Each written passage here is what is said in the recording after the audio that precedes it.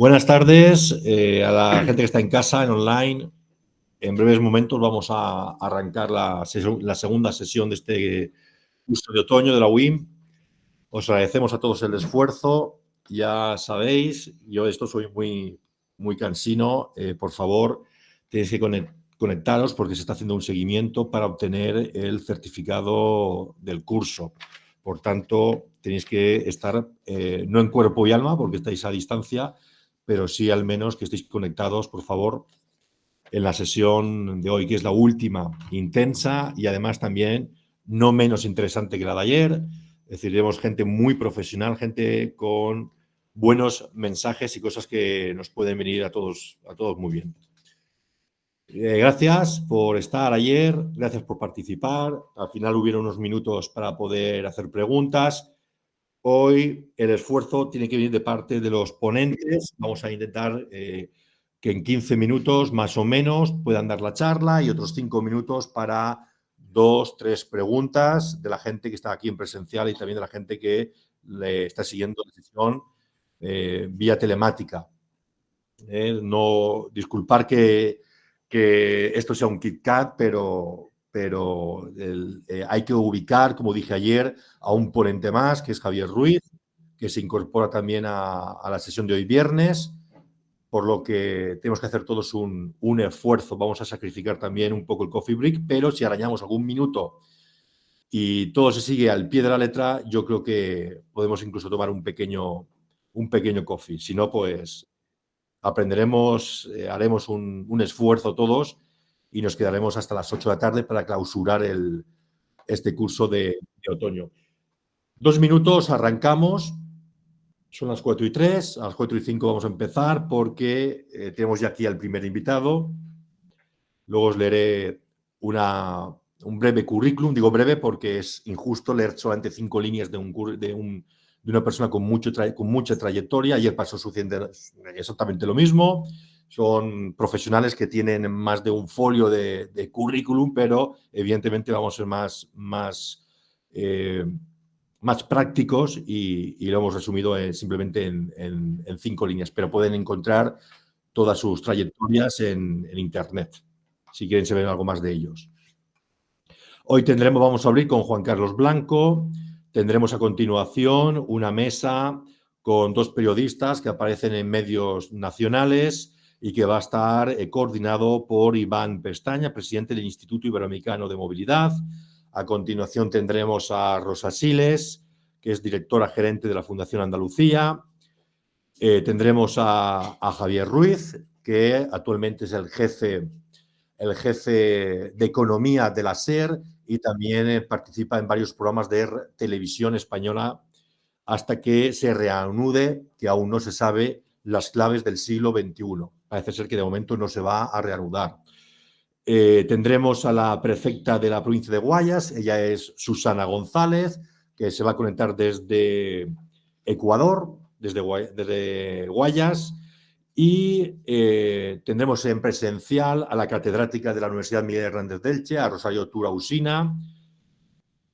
Tendremos también a una consultora internacional, también de Georgetown, Diane Garza, que es coach ejecutiva y que desde Washington también nos va a dar una pequeña charla. Y por último clausuraremos con Antonio Sola, que es el presidente de la Fundación Liderar con Sentido Común.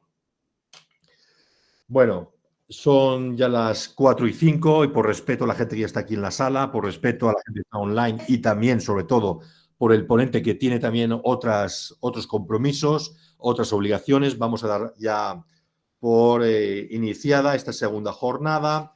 Tenemos con nosotros a Juan Carlos Blanco, él es exportador de la Junta de Andalucía, 2017-2019, docente, consultor y analista político en La Sexta, Cadena SER, Onda Cero, Cadena Sur Televisión. Él es también consultor de comunicación y asuntos públicos, asesora a empresas en cómo gestionar su imagen de marca y su reputación en el diseño de sus estrategias de comunicación, en especial en situaciones de crisis, algo tan, aunque parece raro, algo tan habitual en todos los gobiernos, porque pronto o tarde alguna bomba cae encima de la mesa. Pues muchas gracias, Juan Carlos Blanco, por querer aceptar la la invitación de la Fundación, de la UIM, que nos acoge también, y ahora pues tenemos 15 minutos para tu ponencia. Pues muchísimas gracias. Oye, me gustaría mucho quedarme también, entre otras cosas, para saber si de verdad vaya a poder hacer ese esfuerzo de síntesis, porque yo he calculado a las 2 de la mañana con todo lo que le has dicho que va a haber, con lo cual, y además muy interesante toda la ponencia, la charla y los debates que vaya a tener. Muchísimas gracias a todos los que estáis aquí y también online. Bueno, cuando ha contado lo del currículum, claro, eso también porque ya tengo una edad, porque dicho así parece que empecé más o menos que en el Pleistoceno inferior. Bueno, al final es que es una profesión, la de la comunicación. Creo que muchos de vosotros tenéis también el perfil comunicativo en el que, entre otras cosas, da tiempo a hacer muchísimas cosas, muchísimas actividades de todo tipo y sobre todo lo que hay que tener un perfil muy adaptativo, porque realmente uno termina haciendo no solo lo que quiere, sino a lo que realmente hay que enfrentarse cada día, que es aquello que se necesita, que aporta valor y bueno, pues a partir de ahí yo digo siempre que en esta profesión, como en otras muy cercanas, en esta sociedad del conocimiento a la gestión de las marcas, uno va donde te lleva, en este caso, el viento. Realmente no es dueño por completo de su trayectoria. Hoy Miguel me ha dicho que hablar además de liderazgos, de gestión de liderazgos y me preguntaba, me decía, ponle algún título. Yo tengo esta sobre los nuevos liderazgos, donde yo analizaba una situación que quería trasladaros que me parece muy importante. Yo le dije, oye, ¿por qué no hablamos también de la empatía, no? Y le decía que habláramos de la empatía porque yo, que por ejemplo soy una persona que me encanta el fútbol, siempre pongo un ejemplo en algunas de las charlas que doy sobre temas de gestión y comunicación, porque al final la gestión de recursos humanos y la comunicación son vasos comunicantes. Y yo siempre pongo el ejemplo de Vicente del Bosque, ¿no? Y pongo el ejemplo también de José Mourinho, dos grandes entrenadores de una enorme valía y de una enorme talla. Yo, entre otras cosas, tengo la enfermedad blanca. Me encanta el Madrid. Yo soy muy madridista, ¿no? Pero siempre digo, cuando me pongo a mirar la cuenta de resultados, digo, qué gran entrenador es José Mourinho. Un hombre duro que fue capaz de meterle el dedo en el ojo al entrenador del Barcelona, que era capaz de generar una tensión tremenda con la que consiguió romper seguramente el equipo más mágico que ha tenido el Barcelona. Pero oye, ¿qué dejó también? ¿Qué estela reputacional dejó? ¿Qué imagen deja? ¿Qué sensaciones? Porque yo, si me pongo a mirar en el posicionamiento, en las palabras clave de Mourinho, también veo crispación, agresividad. Y ahora os voy a contar algo sobre la cuenta de resultados, porque veo, sin embargo, a Vicente del Bosque, y si yo os digo que me digáis con una palabra cómo definiré a Vicente del Bosque, venga, a alguien que se le ocurra, un adjetivo. Humilde, buena persona, buena gente. Oye, pero ahora vamos a ir un poco más allá. Cuenta de resultados. ¿Qué ganó Mourinho en el Madrid? ¿Qué ha ganado Mourinho con Portugal? Es un tipo que ha ganado cosas, Champions. ¿Pero qué ganó con el Madrid? Ganó una liga, ¿no? ¿Ganó alguna Copa de Europa? ¿Y este señor? Ha ganado Copa de Europa, Campeonatos de Europa con la selección, Campeonatos del Mundo. Con lo cual, lo utilizo como broma, pero yo creo que podéis entenderlo. Realmente la empatía es ser buena persona, ser una persona educada, ser humilde, como también habéis dicho, ser una persona que tiene empatía, que es capaz de generar un buen ambiente en la organización, también da resultado. ¿Por qué digo eso y por qué he empezado? Porque, entre otras cosas, también, no sé si tenéis también la misma sensación, pero creo que en eso, ser un líder, no digo que tiránico, pero sí de macho alfa testosterónico, de líder tribal, tiene mejor prensa que ser una persona, hombre o mujer, que destila, no voy a decir que bondad, como si fuera una especie de remedio de San Francisco de Asís, pero sí que intenta tratar bien a las personas, que pueda ser educada. Yo nunca he entendido dónde está la incompatibilidad entre ser buena persona o intentar tratar bien a la gente y ser un buen líder. Es más, no solamente pongo este ejemplo, pongo, y seguramente a vosotros os pasará también, ejemplos cercanos donde yo lo que he visto es que aquellas personas que tratan bien a las personas suelen también sacar lo mejor de esas personas. Porque ya digo, salvo que uno tenga una cierta tendencia sadomasoquista, si te tratan bien, sueles rendir mejor. Y yo creo que es importante, sobre todo en un momento ahora en el que, por ejemplo, tras la pandemia, cada día más estamos viviendo una especie de miedo ambiente en el trabajo más que de medio ambiente en el trabajo. La ansiedad, el miedo, el temor, la incertidumbre son sentimientos muy humanos que en situaciones de crisis se acrecientan. Y hoy vivimos en una situación de crisis casi perpetua.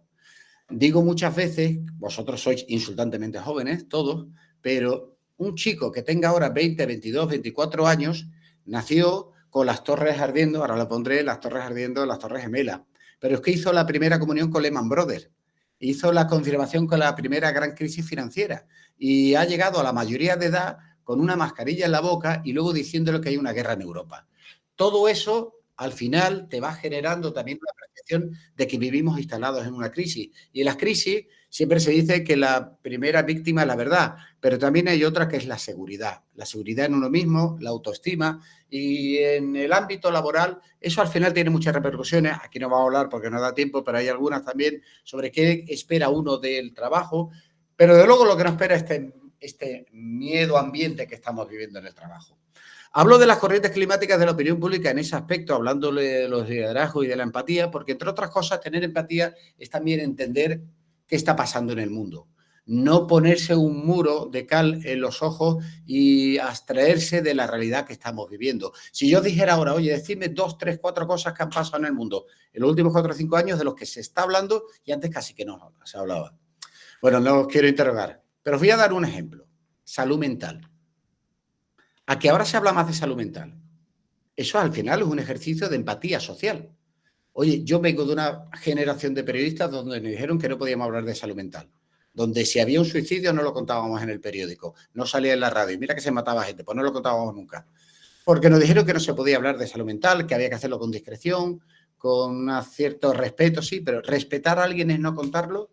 Oye, ¿os parece que tenía que hablarse o no del Me Too, de los abusos a las mujeres? Hace 6, 7, 8 años no creéis que se hablaba tanto en los medios de comunicación. Igual que tampoco se hablaba de otros temas. Voy a dar el ejemplo paradigmático, ¿no? El cambio climático, ¿no? El medio ambiente, la necesidad de respetar el medio ambiente. Bueno, si tú quieres tener un liderazgo que tenga una cierta empatía, la empatía no empieza solamente con los que tienes al lado, evidentemente. También empieza entendiendo el mundo en el que vives, entendiendo la realidad, la sensibilidad, las personas que te rodean, qué les preocupa, y eso son las corrientes climáticas. En eso hay una realidad que también es muy importante que la entendamos todos. En los liderazgos de las organizaciones depende también buena parte del éxito de las organizaciones. Son los líderes los que tienen que saber leer precisamente por dónde va la sociedad, cuál es la dinámica social, hacia dónde se dirige.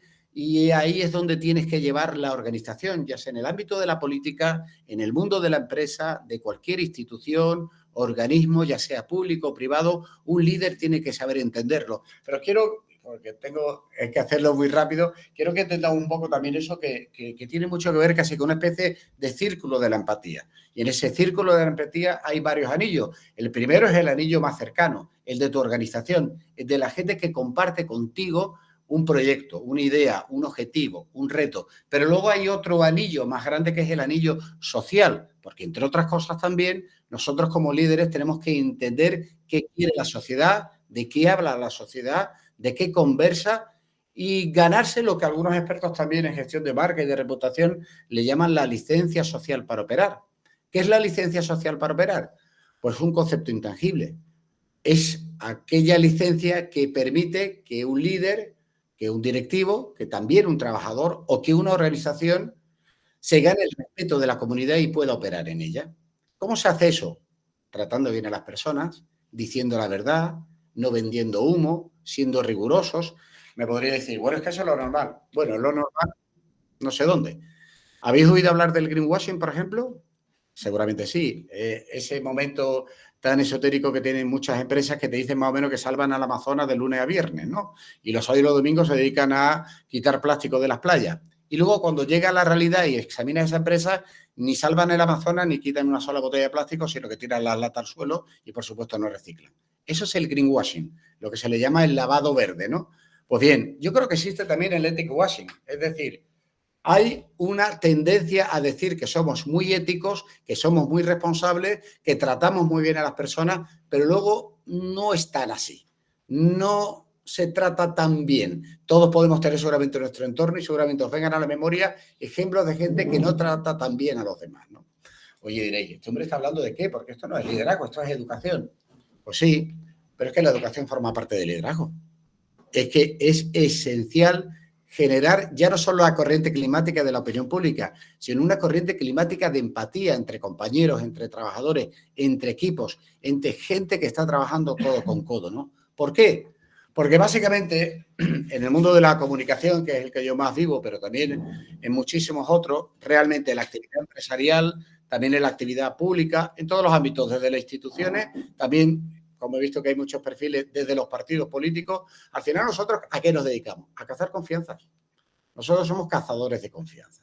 Nosotros intentamos buscar la confianza de aquellas personas a las que nos interesa llegar, oiga, porque le queremos vender un bien, un servicio, o en el caso, por ejemplo, de la gente que esté con nosotros en el equipo, porque queremos que se sume también al empeño que tenemos. Tenemos que ganar confianza. Y esa confianza, hablaba antes de Del Bosque y de Buriño, se gana desde la coherencia, se gana desde la humildad, pero sobre todo, a mi juicio, se gana desde la empatía, entender a esa otra persona que está contigo, ¿no? Dice Adela Valderas, que una profesora de la que he leído cosas muy interesantes también sobre reputación, talento, productividad y sobre todo gestión de las personas, dice, a corto plazo no ser buena persona puede tener resultados, a largo plazo no. Y esto que está en negrita no sé si lo compartí. El talento se escapa, huye de los jefes ingratos. Estoy seguro que más de alguno de vosotros y vosotras y de los que están online, quizás se le ha venido a la mente hasta alguna persona. Quizás se le ha venido a la mente a algún líder de algún equipo. Esto es una realidad. Dice Cinefil que las cosas funcionan mejor si el líder deja brillar a sus colaboradores, sabe dibujar los cambios más como oportunidad, como amenaza y recaba la opinión del equipo cuando es necesario. Yo sé que todo esto que digo tiene un punto de apoteosis del perogrullo, pero es que resulta que el perogrullo se escapa por las paredes cuando llega a la empresa y no es real.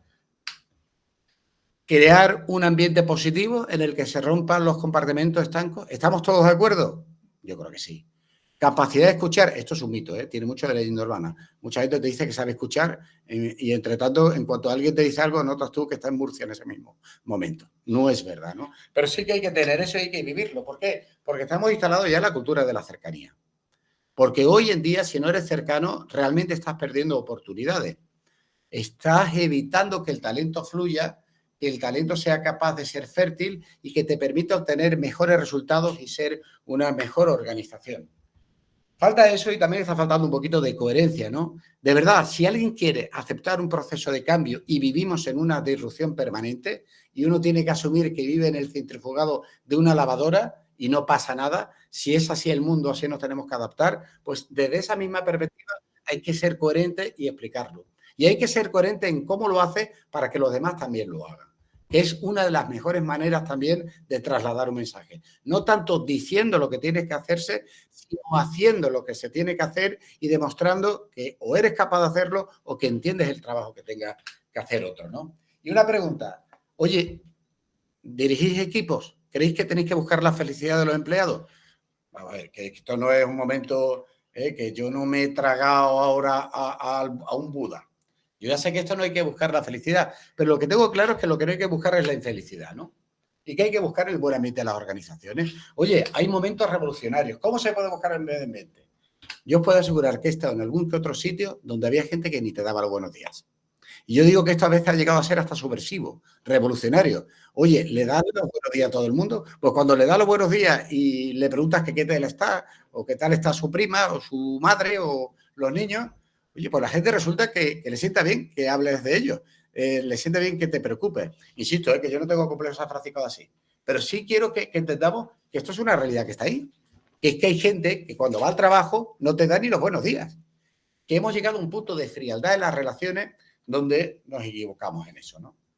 ¿Os escuchasteis a Biden cuando le preguntaron qué tenía que hacer la gente para ser más feliz en el trabajo? Pagarles más.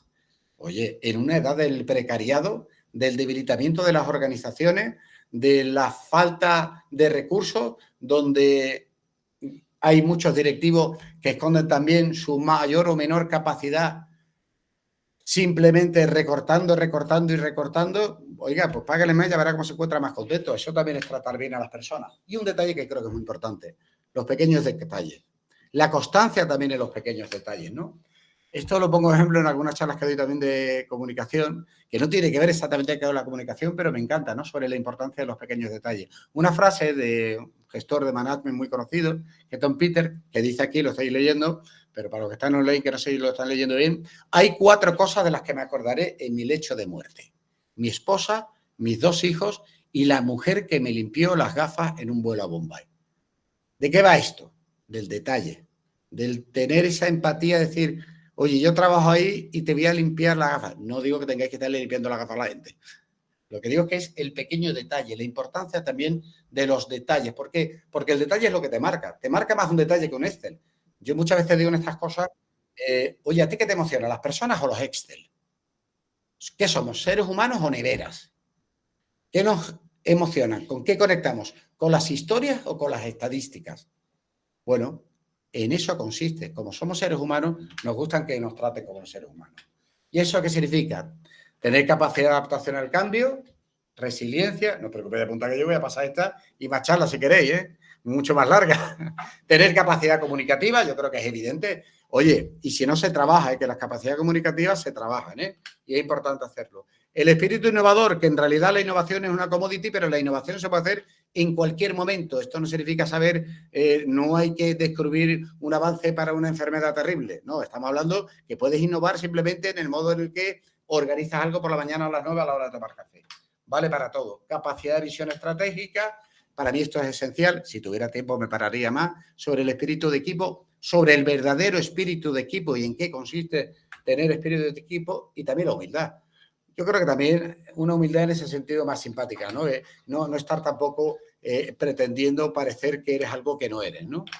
La coherencia, como digo, y por supuesto, como decía, también esas habilidades de comunicación y enfocarte en inspirar. Y sobre todo, oye, si podéis contener un poquito el ego, pues siempre viene bien, porque estamos un poco de ego en cantidades industriales y eso al final, en esta era del yoísmo, si nos quitamos un poco el yoísmo y vamos al nosotroísmo, quizás nos vaya mejor como equipo, ¿no? La cultura corporativa en ese aspecto tiene que estar basada en el respeto y la autenticidad. Si nosotros nos respetamos entre nosotros, es la mejor manera de terminar respetando a los demás.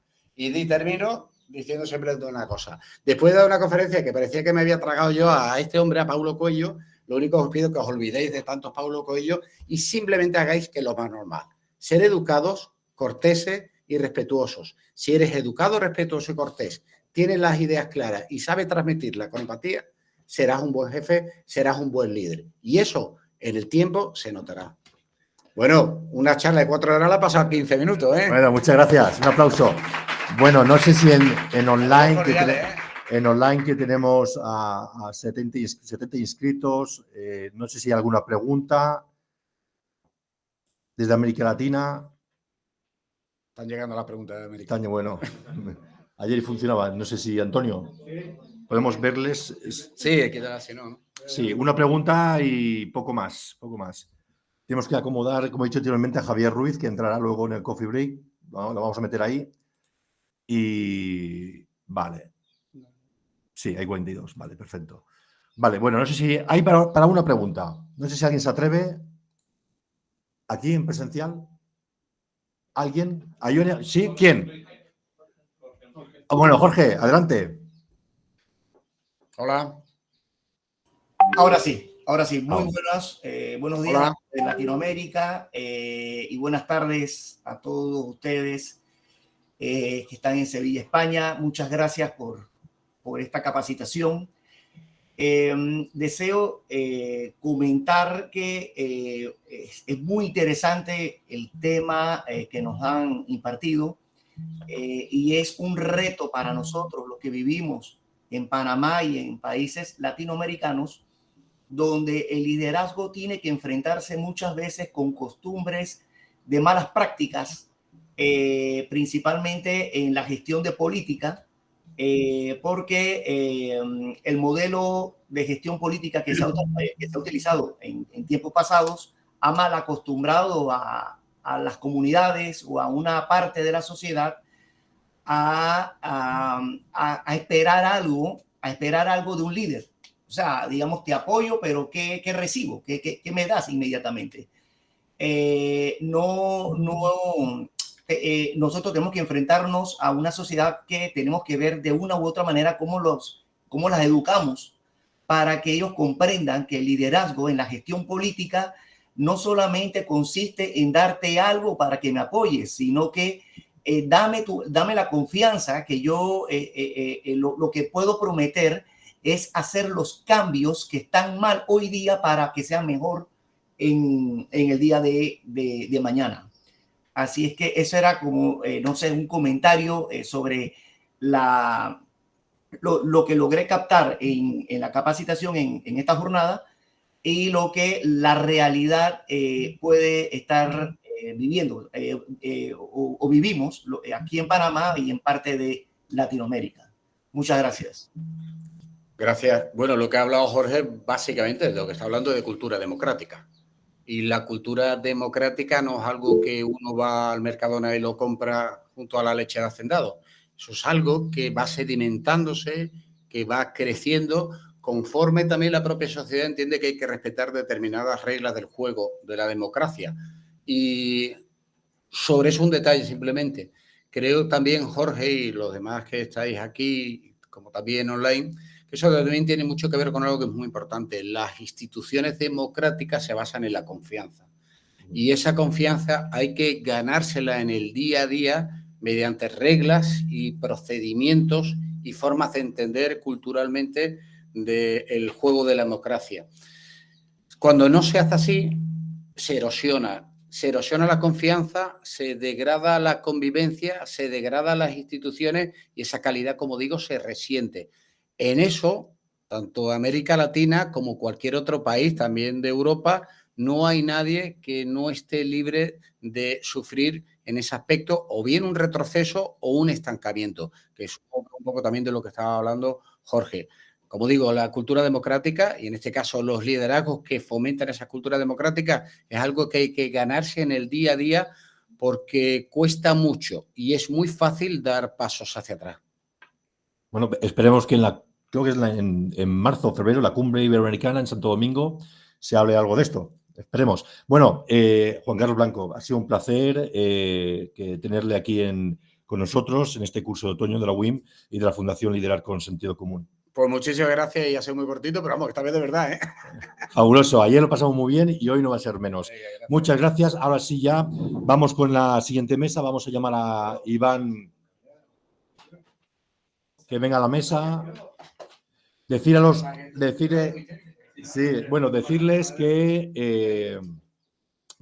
que vamos a ir muy justos de tiempo, que hay que acomodar a Javier Ruiz y que vamos a pasar ahora a la mesa que va a presidir Iván Pestaña, presidente del Instituto Iberoamericano de Movilidad. Ya él nos presenta a los invitados. Muchas gracias. Tenéis... media hora... ¿En medio? Venga. Sí, media hora. ¿Media hora? Sí. Presentaciones rápidas, entonces. Sí, media hora y preguntas. En internet está. Sí. Vale, controlarlo.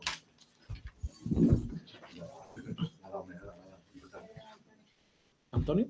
Sí. Oye, veo que lleváis un ritmo televisivo aquí, ¿no? Esto por si alguien tiene tentación de quedarse dormido a la hora de la siesta, ¿no? Bueno, muy buenas tardes a todos y a todas, especialmente la gente que nos está viendo por videoconferencia, especialmente de Panamá y de América Latina. Creo que, bueno, vamos a hacer una presentación rápida porque creo que lo interesante es lo que vamos a hablar durante esta media hora. Antonio nació en Almería en el 83 y desde pequeño nos han comentado que siempre quería ser periodista, ¿no? Desde pequeñito lo tenía. No tuve nada más que esa tentación en la vida. Solo, ¿no? Muy bien. Licenciado en periodismo por la Universidad Complutense de Madrid y ha pasado por la redacción de diferentes medios de comunicación que todos conocemos, ¿no? Agencia EFE, Radio Nacional de España en Almería. Y la información política siempre ha sido como su bandera, ¿no?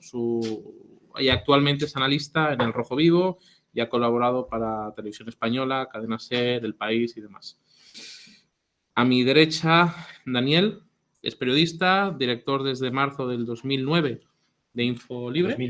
2020, bueno. 2009 era un poco más joven. Me han pasado la información mal.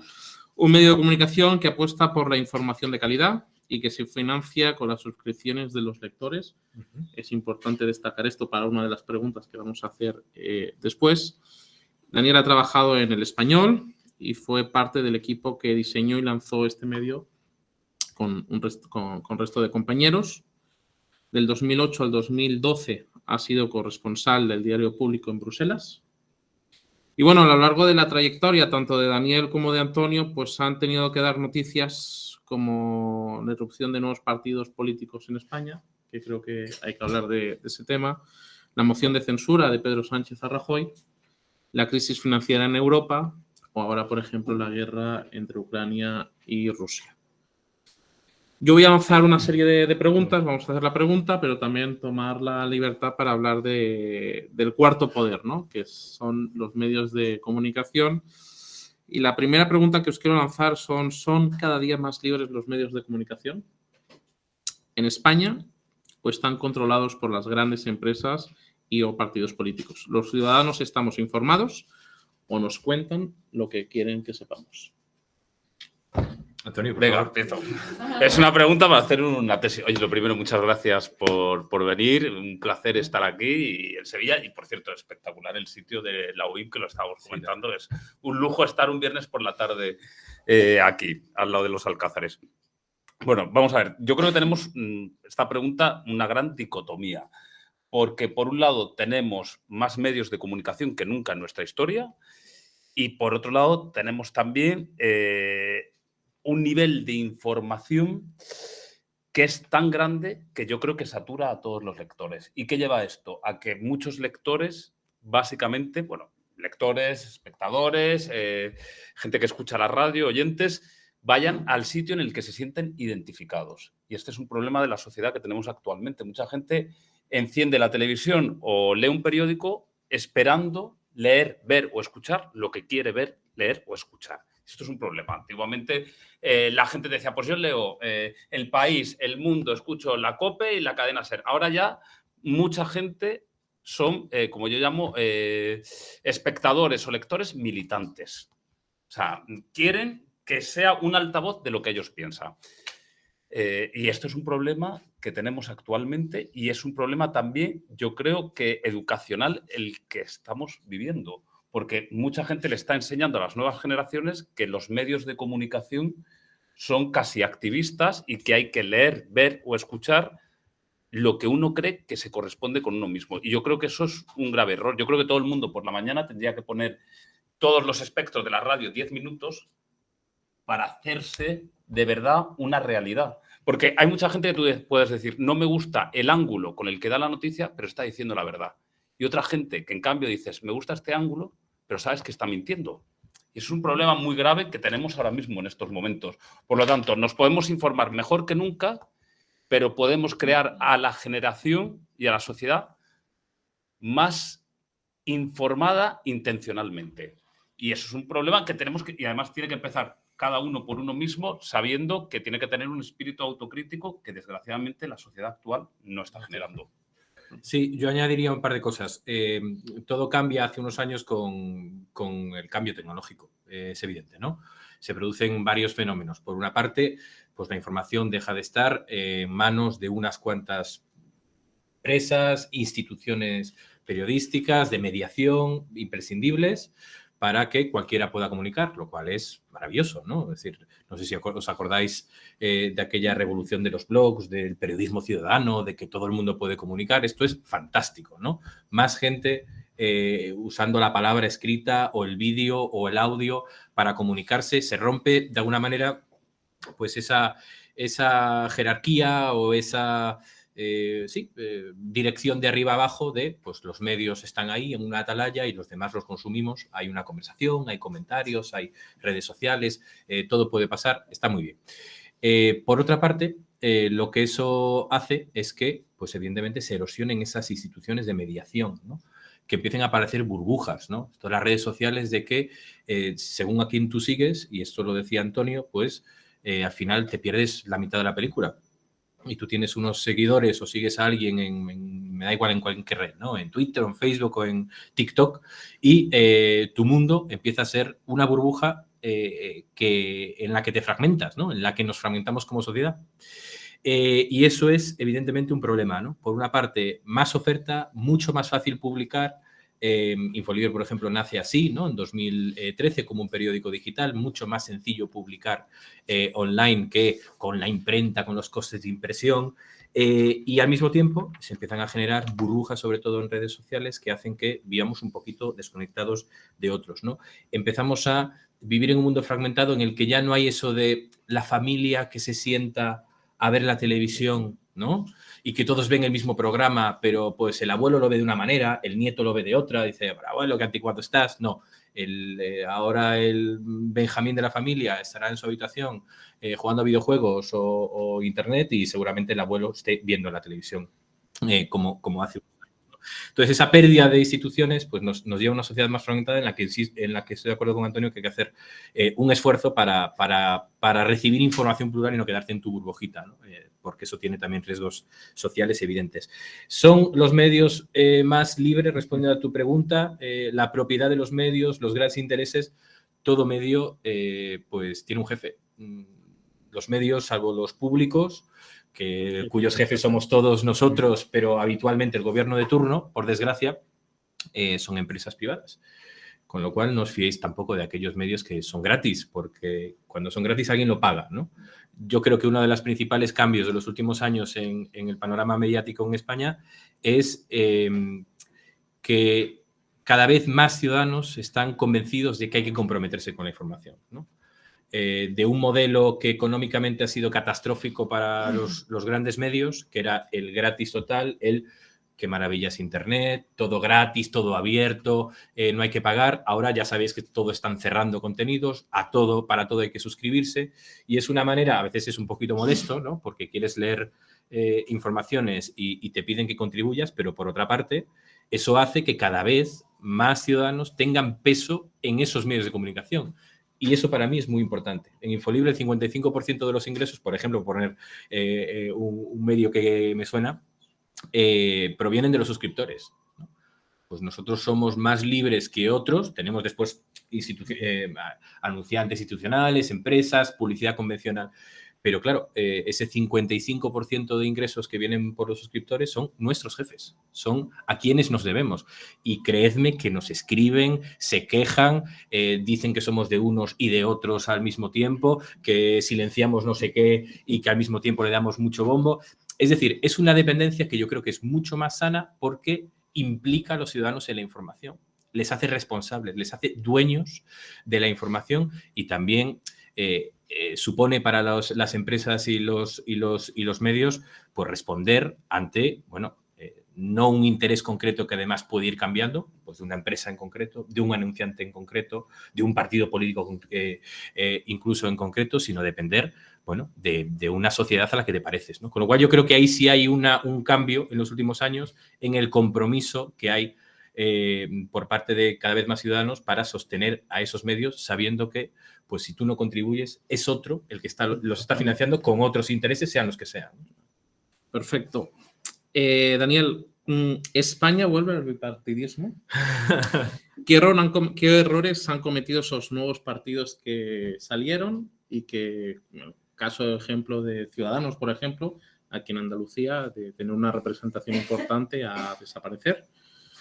Y también ese papel que ha jugado las redes sociales, que se aprovecharon esos nuevos partidos de las redes sociales, pero que ahora parece que volvemos otra vez al bipartidismo. ¿Y qué papel ha jugado ahí los medios de comunicación, los nuevos partidos y las redes sociales?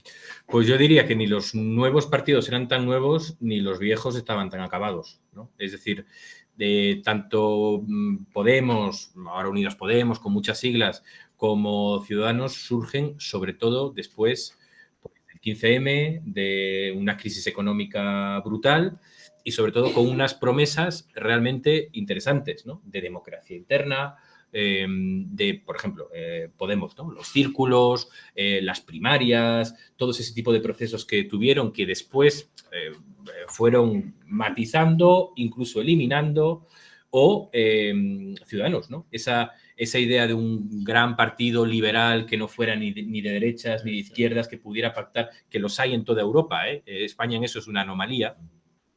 Fueron promesas que yo creo que después se vieron que no fueron capaces de tener, ¿no? Hubo en varios momentos esa posibilidad de sorpaso, ¿no? Yo recuerdo 2015-2016 que en el Partido Socialista estaban, hablando en plata, acojonados. Es decir, que llegaron a tener Unidas Podemos 71 diputados y el Partido Socialista 85 en el Congreso, ¿no? O qué decir del momento de la moción de censura, cuando todas las encuestas decían que Ciudadanos tendría más votos que el Partido Popular, ¿no? Primera fuerza en Cataluña. Primera fuerza en Cataluña, muy importante, ¿no? Y todas las coaliciones que se hicieron después de las elecciones autonómicas en 2019 o en 2018 en el caso de Andalucía, ¿no? El no haber dado ese sorpaso, el subestimar también la maquinaria de los antiguos partidos, la maquinaria local y la imbricación en el territorio de los viejos partidos que se ha visto que resisten, ¿no? Y después yo creo que, bueno, han cometido errores, ¿no? Y han caído pues en tentaciones cesaristas, yo creo que estos dos partidos, que tanto Pablo Iglesias como Albert Rivera, y se han ido aislando poco a poco de aquellas promesas que hicieron, ¿no? Entonces, pues ni ellos eran tan nuevos y revolucionarios como prometían, ni los viejos partidos quizás estaban tan amortizados, ¿no? Una reflexión también casi personal, porque no soy muy mayor, pero ya he visto pasar a varios presidentes, desde Zapatero, Rajoy, Pedro Sánchez, y la política española es una trituradora. Si alguien se quiere dedicar a la política, que se lo piense, porque, bueno, me imagino que pasará en otros países, ¿no? Directamente. Y es verdad, ¿no? Que los nuevos partidos surgen, pero no surgen tampoco de la nada, surgen. ¿No? Hay gente que dice intereses mediáticos, no, pero surgen porque la sociedad española necesitaba que surgieran esos países, esos partidos, porque el bipartidismo pues, había colapsado con la crisis económica y necesita que surjan. ¿Qué es lo que pasa con los nuevos partidos, en mi opinión? Que los nuevos partidos nacen en un ecosistema que es maravilloso para ellos, que es el mediático, y entonces es estupendo ir a una tertulia. Eres el más guay del mundo porque tienes un share de audiencia, te están viendo 6 millones de españoles porque estás diciendo no sé qué. Pero luego es que la política es gestión. Efectivamente. Y entonces, aunque vivamos en un mundo megamediático en España, que es lo que más nos gusta a los españoles, no es el fútbol ni una novela turca, sino una tertulia política, que es lo que arrasa. Luego la gente, hay una parte de la población que no sale, que la televisión o que no está, que quiere gestión. Entonces, los nuevos partidos se han dado cuenta que cuando llegan a la gestión es que es muy difícil. Es ahí donde empieza el declive. Exactamente, porque tú no puedes tener perfectamente 6 partidos o 5 partidos con listas en cada provincia que tengan 30 gestores. O sea, lo digo porque le pasó a Ciudadanos, le pasó también.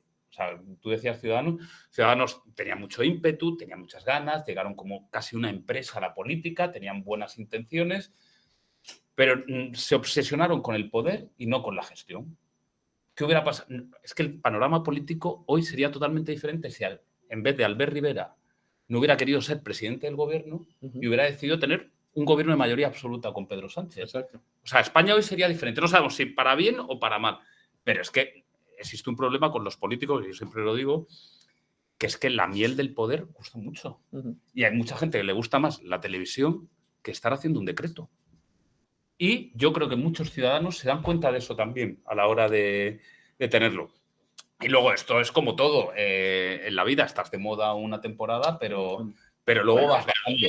Lo comentaba también Daniel, es muy importante porque nos fijamos siempre, nosotros que venimos justo hoy de Madrid, aunque no somos madrileños, pero es que España no es la M30 de Madrid. Tú vas a la M30 y es el poder absoluto, el Congreso, el Senado, los hoteles de 5 estrellas, los ministerios, los grandes medios de comunicación.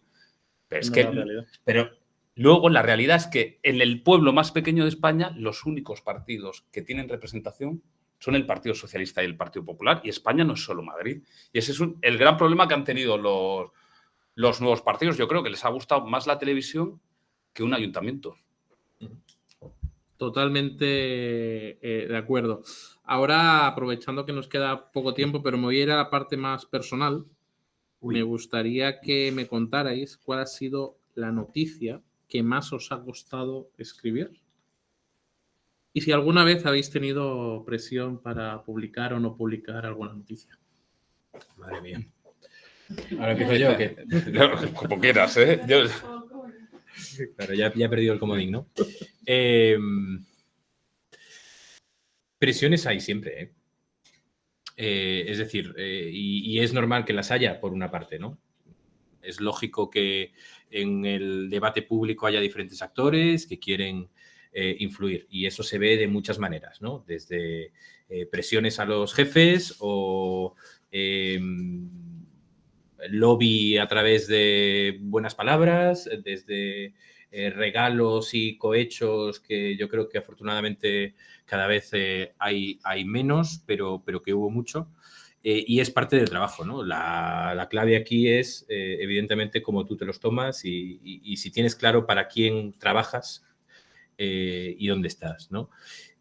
Así que las presiones existen y por eso es muy importante fortalecer, yo creo, los medios como institución, ¿no? Es decir, que haya actores que no tengan capacidad de presionarte porque en tu medio hay una arquitectura institucional, unas salvaguardas, una dirección clara y eso tiene que ver también con lo que hablábamos de la propiedad de los medios, ¿no?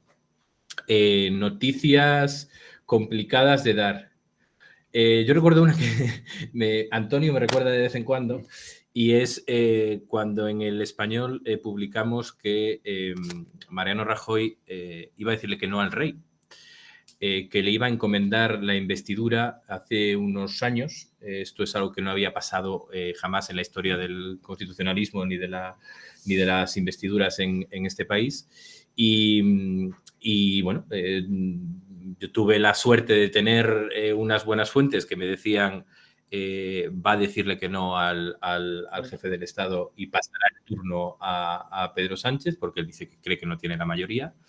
Y fue de esos momentos en los que ves, no dormiste ves toda tu la vida noche. pasar, porque vas a dar una noticia que sabes que es complicada, un periódico que ya es grande, que tú crees que no tiene nadie más y que, bueno, pues tú sabes que es así porque has hecho el trabajo, ¿no? La diligencia de vida, pero nunca las tienes al 100% contigo, ¿no? Y cuando tú vas a hacer algo que sabes que mañana se va a ver, dices tú, pues aquí o es mi gran día o es mi gran fracaso, ¿no? Y afortunadamente ocurrió lo que contamos en El Español, tampoco fue mi gran día, porque como fue tan espectacular lo que ocurrió en esos momentos, pues nadie nos volvió a prestar atención, más allá de algunos, nosotros decíamos, no, lo adelantamos, pero bueno, estaba todo el mundo en shock con esa decisión que ponía en jaque la gobernabilidad de España, nada menos, ¿no?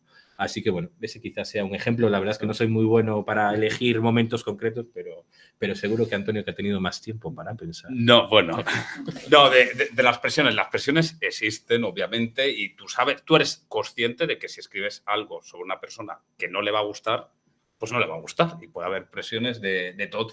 Y pueden llegar a pedir tu cabeza ciertos políticos a los medios, eso existe. Ahora también, como aquí hay mucha gente que nos está siguiendo también desde Latinoamérica, tenemos la suerte, aunque algunas veces, digamos, la sociedad democrática española es bastante fuerte y es verdad que aunque haya presiones, estamos bastante cubiertos los periodistas. Yo creo que siempre que no he querido escribir algo, no lo he escrito. Y siempre que he dicho que no, se me ha respetado ese no.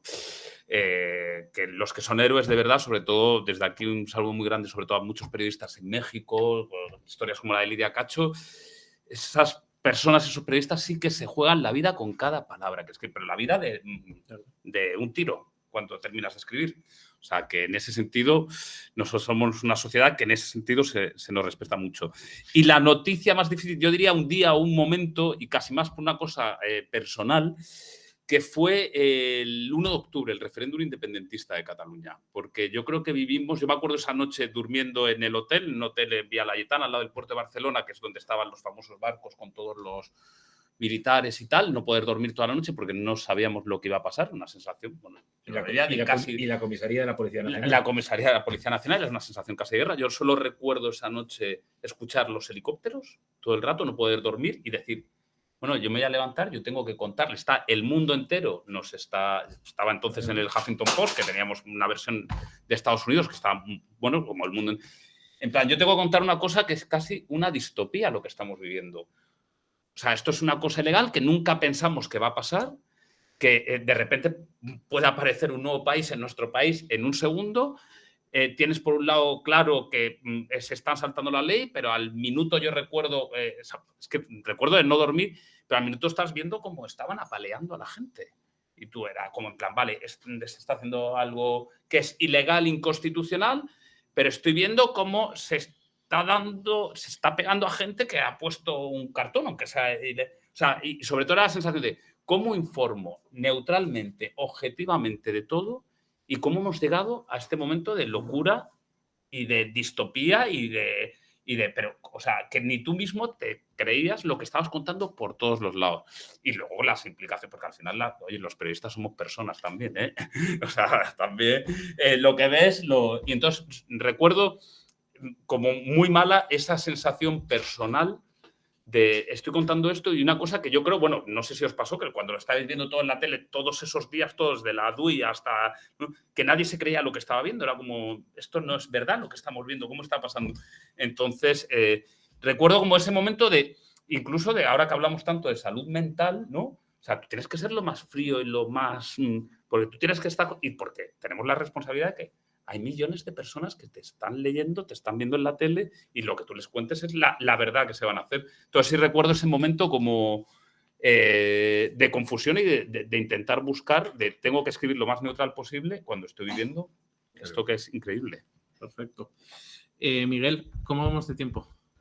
Pregunta, si queréis. ¿Dos? Sí, Bueno, preguntas, sí. yo voy a hacer la última y Claro, ya que venga. pregunte la gente, la referencia a lo que acabas de decir, Antonio, sobre México. Yo he tenido el placer de vivir 6 años en México, trabajar para Televisa. Durante muchos años creo que los medios de comunicación en América Latina han puesto y han quitado presidentes, gobernadores, alcaldes, etc. Pero ahora mismo periodista, la profesión de periodista en México y en América Latina es una profesión en peligro. Peligro porque te matan directamente, ¿no? Entonces, bueno, me gustaría cerrar con que comentéis qué solución puede haber al respecto. Sé que es complicado y sobre todo, bueno, aprovechando que hay compañeros que nos están acompañando desde América Latina, pues apoyarles y bueno, y que sabemos la situación que se está viviendo, ¿no? Sobre todo. Sí, todo nuestro apoyo porque son verdaderos, yo creo que los periodistas en Latinoamérica y en México especialmente son verdaderos héroes, absolutamente. La verdad es que la solución ojalá pudiéramos tenerla, pero es que el problema es que la verdad siempre molesta y suele molestar mucho a los poderosos. Entonces, bueno, pues nosotros tenemos un contexto más fácil. Yo siempre digo que uno de los factores también que hace esto es la desigualdad. Cuanto más rico, esto que no suene una historia de los más ricos y los pobres contra los ricos y Robin Hood, pero hay mucha gente que tiene muchos intereses y que se diga la verdad, pues las verdades duelen muchas pero veces. Antonio, ¿crees que siempre han habido asesinatos de periodistas? ¿O cómo hemos pasado de los No, pero medios es que, de comunicación claro, a poner a los pero es que el políticos? problema, yo creo que ya no es un problema del periodismo solo, es que es un problema de que la sociedad se va radicalizando cada día más. Es que la potencia más democrática, entre comillas, del mundo se asaltó su Congreso. Y es que el presidente de Estados Unidos dijo que no era legal. Si tú dices que no son legales unas elecciones en Estados Unidos, pues ya que se venden como los más democráticos, que estamos viviendo un momento muy peligroso para la democracia porque hay mucha gente muy poderosa que quiere vaciar la democracia de su sentido y que sea una sociedad antidemocrática directamente. Claro. Entonces, si eso lo vemos, decimos de México, decimos de Latinoamérica, es que lo estamos viendo en Estados Unidos, o lo hemos visto en Europa, que es el gran dilema que tenemos si intervenimos un poco el mercado de la información con Rusia. Es que Rusia tiene bots de Twitter a todos los periodistas e intenta incendiar todas las sociedades. O sea, es que el problema es que hay gente mala en la vida. O sea, no voy a decir... Sí. O sea, lo digo de manera muy simple, pero el problema es que vamos a una sociedad cada vez más radicalizada y en el que la violencia pues se emplea, que es un problema. Es interesante esto, porque antes citabas, yo creo que es una cuestión puramente de democracia, ¿no? Es decir, el derecho a la información no es un derecho de los periodistas, no es un derecho de las empresas, es un derecho de los ciudadanos y hay verdades o hay informaciones que hay quien no quiere que se conozca, ¿no? Con lo cual es una cuestión que va mucho más allá de los propios periodistas o de ofrecerles seguridad o de financiar sus propias empresas. Es una cuestión puramente social. Es una cuestión de el alma de ese país y cómo de democrático es, cómo de fuertes son sus instituciones, y una cosa que yo creo en este mundo, Estados Unidos lo citaba Antonio, ¿no? Absolutamente polarizado, cómo seguimos teniendo espacios para el consenso, espacios para entender al otro, aunque no piense como yo, y sentirnos partes de un mismo país, de una misma sociedad, podemos hablar sobre el sujeto, ¿no? Pero esos lugares de entendimiento que son propiamente las instituciones, que son los que hacen que nos comprendamos, ¿no? Es decir, ¿cómo es posible que esta polarización tan azuzada muchas veces por la tecnología deshumanice al otro, ¿no? Haga del adversario un enemigo a batir al que hay que destruir, ¿no? Es decir, ese tipo de lenguaje, ese tipo de palabras que también muchas veces están en muchos medios de comunicación, también en muchos periodistas que también utilizan este tipo de estrategias, de un insulto a una piedra, es que hay un paso, ¿no? Entonces, creo que es un problema mucho más profundo, es un problema social que hay que combatir primero con calidad democrática y después tratando de establecer espacios. Por eso la universidad es tan importante, ¿no? Por eso los medios de comunicación son tan importantes, por eso los parlamentos son tan importantes, y hay que respetar el valor de la palabra, donde podamos convivir con personas que no piensen como nosotros, ¿no? Y eso igual me devuelve a lo que decía al principio, ¿no? De esas burbujas en las que se crea desconfianza prácticamente hacia el que no se conoce, ¿no? Hacia aquel con el que no se convive, ¿no? Es imprescindible establecer espacios de encuentro, ¿no? Para que pues después sea absolutamente imposible, ¿no? O impensable el asesinar a una persona por lo que escribe o lo que piensa. Bueno, pues muchísimas gracias. La verdad que es súper interesante. Creo que podríamos estar aquí bastante, Un poquito más. bastante rato. Vamos a aprovechar si hay alguna pregunta, tanto aquí en sala como por videoconferencia. Entonces, bueno, en sala hay alguien que quiera preguntar. Sí. Bueno, aquí hay uno. Empezamos si quieres por aquí. Y luego vamos para Florisel. Creo que al principio de la ponencia había hablado algo sobre de los medios de comunicación a quién se deben, ¿no? Y sobre todo los medios tradicionales así siempre se deben a ciertas empresas, ciertos líderes o ciertos gobernantes. Yo creo que la sociedad se está dando cuenta de eso y creo que por eso están saliendo más a la luz el tema de los podcasters, ¿no? Gente que hace podcast, los medios electrónicos, ¿no? El tema de HubSpot o Infolibre y demás. Y yo creo que eso es bueno para la sociedad, que se dé cuenta de esas cosas y que cambien un poco, siempre y cuando no caigan en los mismos mantras de los demás. No sé, que no caigan otra vez en deberse a ciertas empresas o ciertos poderes. No sé qué pensáis sobre eso. Pues es verdad que el ecosistema de los medios, como decíamos, de los partidos, ha cambiado porque la sociedad también lo necesitaba. Ahora, todo lo súper nuevo no tiene que ser todo lo mejor y todo lo antiguo no tiene que ser lo peor, pero el problema que hay también es que cuando salen muchos nuevos youtubers, podcasters, que yo escucho muchísimo, los sigo muchísimo, pero eso no significa que sea un medio de información.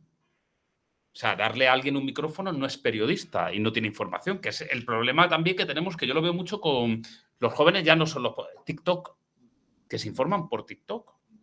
Cosa que también no es problema solo de los jóvenes, es de los padres, que a lo mejor también tienen que estar en TikTok y seguir y verlo. O sea, pues tú veías con tu padre la televisión y te decía tal o no sé cuánto. O sea, la democratización de los medios ha sido importantísima en España, porque no están dominados solo por un cártel de medios que deciden lo que hay.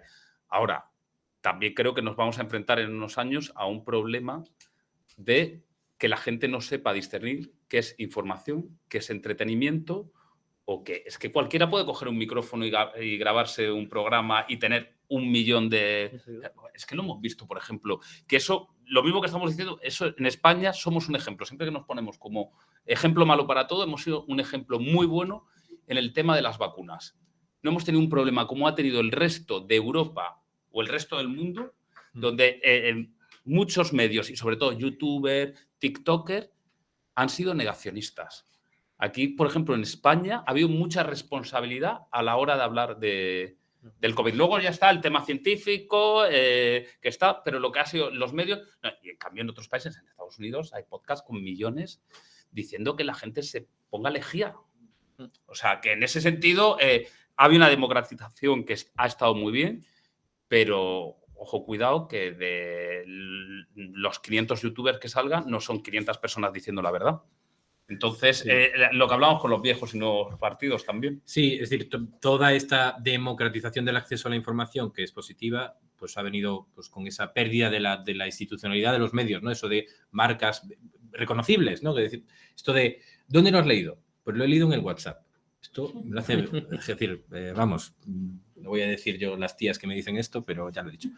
Pero ¿dónde has leído esto? ¿No? Lo he leído en WhatsApp, o lo he oído ¿no? Lo he visto en TikTok, o lo he visto en Instagram o en Twitter, ¿no? Es decir, no son medios de comunicación, ojito, ¿no? Ojo también con las grandes plataformas tecnológicas, porque no son neutrales, porque lo que quieren es que pasemos tiempo en ellas para mostrarnos anuncios, que nos generan esa dopamina y esa adicción para que pasemos más tiempo, que también tienen un discurso, que a veces también tienen orientación y sesgo, ¿no? Es decir, Que si compras sales en Instagram. si compras sales, una noticia, si es que eso existe, que no existe, falsa, es decir, una información falsa circula 7 veces más rápido que una que es cierta.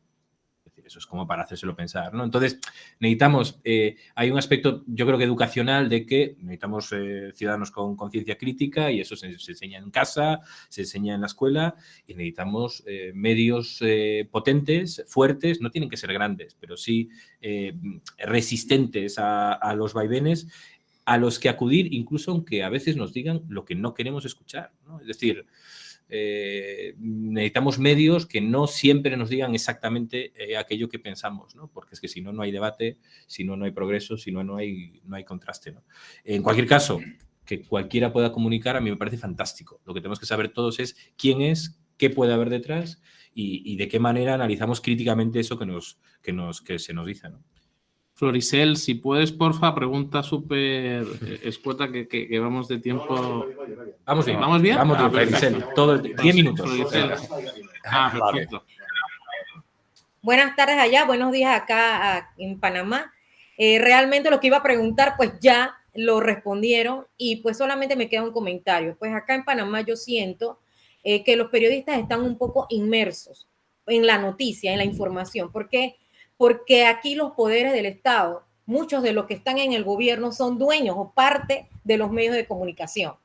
Entonces siento que cuando la noticia sale es un poco presionada por los medios más imperfectos que son las redes sociales, en la que, como decían los panelistas, son personas que no son periodistas, pero que de alguna manera obtienen información que es verdadera y los medios entonces se sienten presionados a hablar sobre el tema. Entonces es una tristeza, por ejemplo, acá, que la mayoría de los ciudadanos piensa que los medios de comunicación noticiosos, sobre todo, no tienen credibilidad y entonces ya quedan embarrados los periodistas. Y es muy cierto lo que ustedes dicen, que quedan siendo como espacios de encuentro, las redes sociales, en donde cada persona entonces va a escuchar lo que realmente quiere escuchar y no realmente la verdad como tal. Entonces, pues nada, ese sería mi comentario, pues porque creo que todo lo demás los panelistas, Antonio y David lo han dicho, así que creo que ha quedado perfectamente claro. Muchas gracias.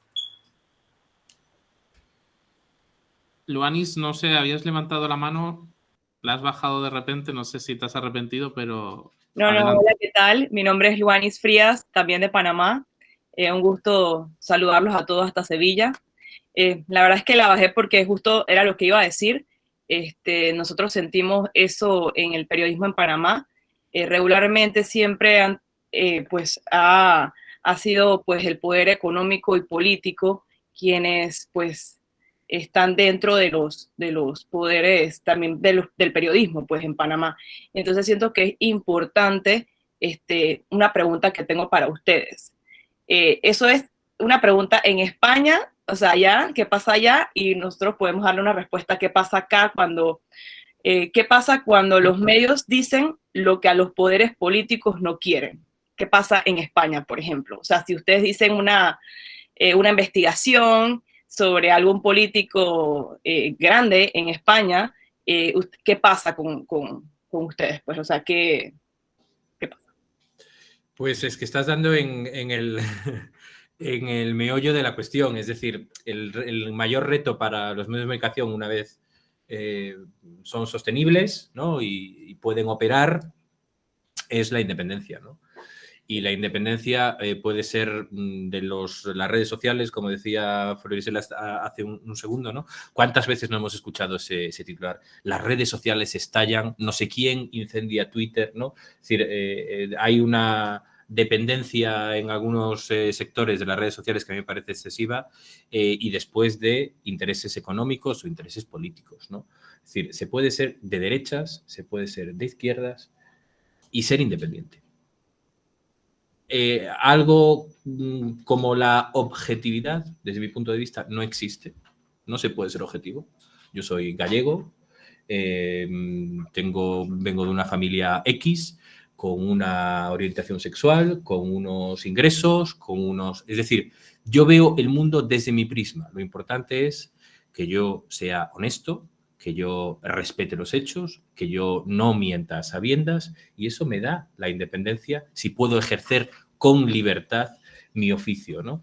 Pues lo mismo para los medios de comunicación, ¿no? Es decir, puede haber medios de comunicación progresistas que cuando pues, el gobierno progresista de turno hace algo que no está bien, se critique, ¿no? Y eso es lo más importante, la independencia de los medios de poderes económicos o poderes políticos.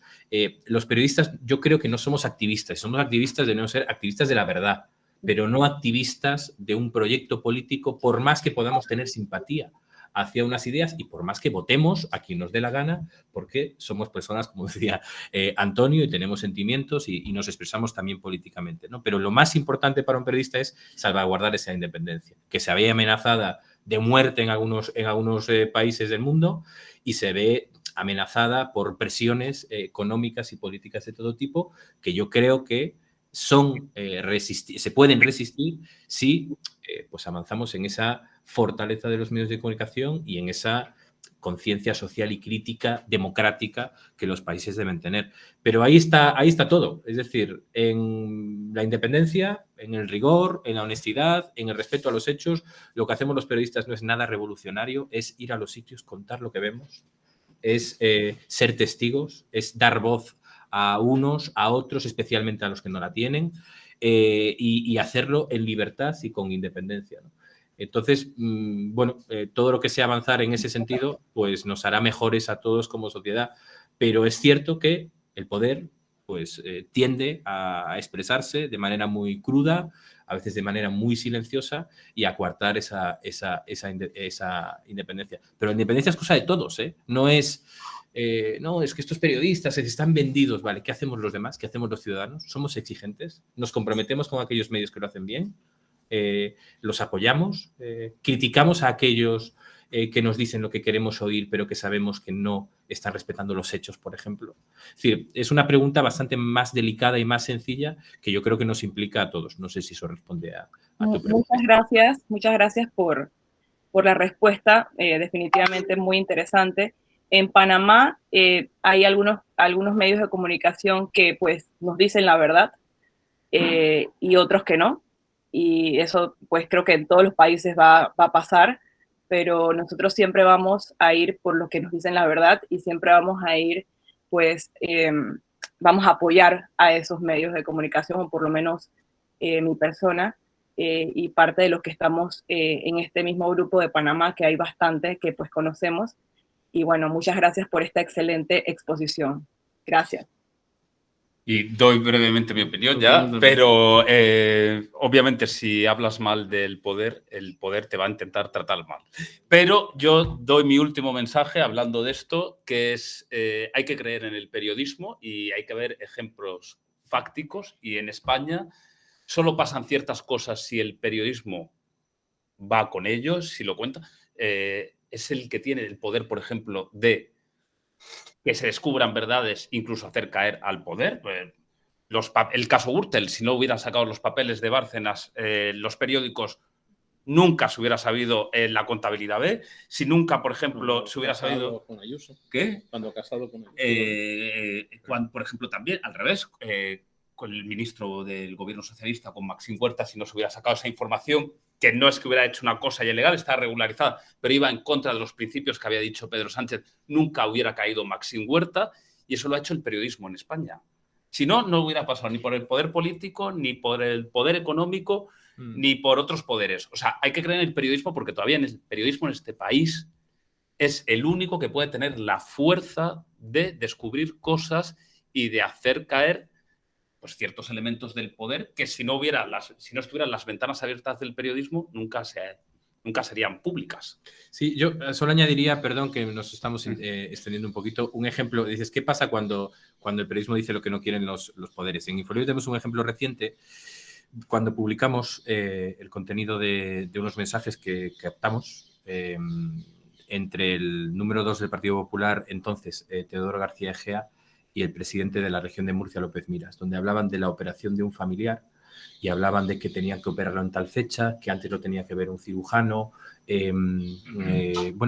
un paciente que después vimos que fue atendido antes en la sanidad pública de lo que le tocaba por su grado de prioridad, una información que nunca jamás nadie desmintió y que llevó a estas dos personas de dirigentes políticos a interponer una denuncia por revelación de secretos. La revelación de secretos es un tipo penal que comporta hasta 5 años de cárcel y que además es prácticamente una medalla para los periodistas porque si tú estás revelando un secreto quiere decir que en realidad eso ocurrió.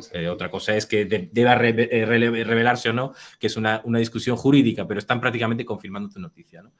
Nosotros nos tuvimos que defender, la periodista que autora de la noticia, Alicia Gutiérrez, que es una periodista excepcional, lo pasó muy mal porque estaba acusada de un delito que la podía llevar a la cárcel por publicar algo que era cierto. Algo que pasa en España, que te puedan colar en la sanidad por ser exacto, por algo político, claro, que, eso pasa. Que por otra parte tiene un sustrato cultural muy claro en España, ¿no? Yo hablándolo con amigos médicos te dicen, bueno, claro, pues claro que te cuelo. Si eres amigo mío, te cuelo, ¿no? Pero claro, eso no puede ser, ¿no? Es decir, partimos de la base de que por mucho que pase, la sanidad pública no puede funcionar en si tienes un primo o una amiga que te pueda colar, ¿no? Pues eso comportó, por responder también a tu pregunta, pues un desembolso de dinero, energía. Tuvimos que defendernos evidentemente en los tribunales, preparar la defensa y ¿sabéis lo que más rabia a mí me dio de todo este caso? Que por cierto quedó archivado por el juez de instrucción, hubo apelación, quedó archivado por la audiencia provincial, que dejamos de hacer otras cosas. Eso es lo que más me fastidia, ¿no? Que te tuvieron preocupado por la sostenibilidad de tu medio, por la periodista en cuestión, pues por si era condenada iba a la cárcel, de ir a la cárcel, que es una cosa como absolutamente kafkiana en la España del siglo XXI. Afortunadamente, ya sé que en otros países pues no es así, y dejamos de dedicar nuestro tiempo a asuntos que merecían la pena pues ser trabajados en un periódico que además es relativamente pequeño, no es un periódico, pues no tenemos los recursos del país o del mundo, de la ABC, ¿no? Entonces, pues eso pasa a escala tan pequeña como la de nuestro periódico. Se está estudiando, no este caso, sino cómo los poderosos o los políticos pues interponen denuncias contra medios de comunicación para lastrar sus recursos, para amedrentarlos, para ponerlos nerviosos, para oye, la próxima vez te lo piensas, ¿vale? Porque ya solo lo que te vas a gastar en abogados y lo nervioso que te vas a poner, igual conmigo no te metes, ¿no? Es decir, esos casos que están estudiando instituciones europeas como la Comisión Europea para hacer una regulación, que se llaman SLAPP en inglés, SLAPP, si alguien tiene interés, pues son una de las formas de presión que pues, los medios de comunicación tienen que resistir. Desde luego, nada en comparación con lo que vemos en otros países y particularmente en Latinoamérica, pero bueno, que nos comprometen a todos para seguir luchando contra estas prácticas. ¿Terminamos o Jorge la última? Bueno, pues Jorge la última. Jorge, súper rápido, ¿eh? Sí, nada más un comentario muy breve en relación a este tema del control de los medios. En México, que es en donde yo radico, la Presidencia de la República y en general el gobierno federal favorece a un sector de medios y sin embargo hay otro sector que como son opositores al régimen son olvidados. Eso ha llevado que en los casos que llevamos de 13 periodistas asesinados en lo que va del año ligados con temas de delincuencia organizada, cuando se trata de medios que no favorecen al poder, entonces prácticamente quedan invisibilizados estos casos y no son ni siquiera investigados o no se tienen respuestas. Esta es una forma de control adicional que en algunos países tenemos que estar enfrentando actualmente. Nada más quería compartir esto. Bueno, perfecto. Pues Daniel, muchísimas gracias por todo. Gracias. Lo mismo por esta conferencia súper interesante. Y nada, y Miguel, a ti muchas gracias por invitarnos. Y nada, y para ser un viernes a las 4:30 de la tarde... Esperemos que, creo que no se hayan mal, ¿no? dormido Yo creo mucho. que no se ha dormido nadie aquí. Yo creo que está ahí. Gracias. Gracias. Bueno, vamos a descansar. La única pausa que vamos a hacer ahora. Vale, interviene Rosa. Vamos a echar. Vale.